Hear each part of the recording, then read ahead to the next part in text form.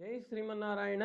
17వ తారీఖు అందరూ కూడా గ్రహణం ఉన్నది, సూర్యగ్రహణం ఉన్నది అనేసి అనుకుంటూ ఉన్నారు. అయితే ఈ యొక్క సూర్యగ్రహణము భారతదేశంలో ఎక్కడా కూడా కనిపించదు.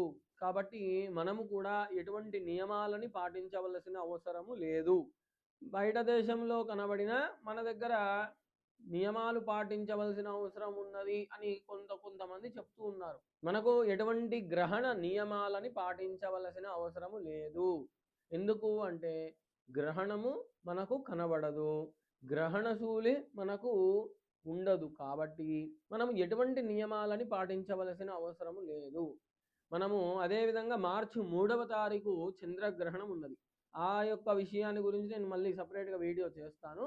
కాబట్టి ఇప్పుడు ప్రస్తుతం అయితే మనకు 17వ తారీఖు సూర్యగ్రహణము ఉన్న భారతదేశంలో ఎక్కడా కూడా మనకు కనబడదు.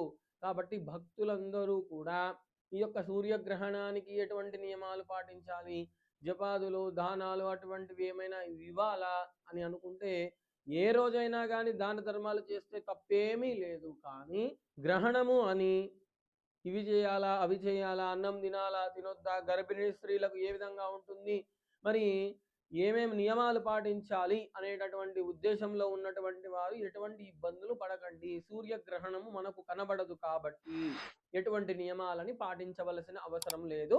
జై శ్రీమన్నారాయణ. శివశ్చ హృదయం విష్ణు, విశ్వస్య హృదయం శివ.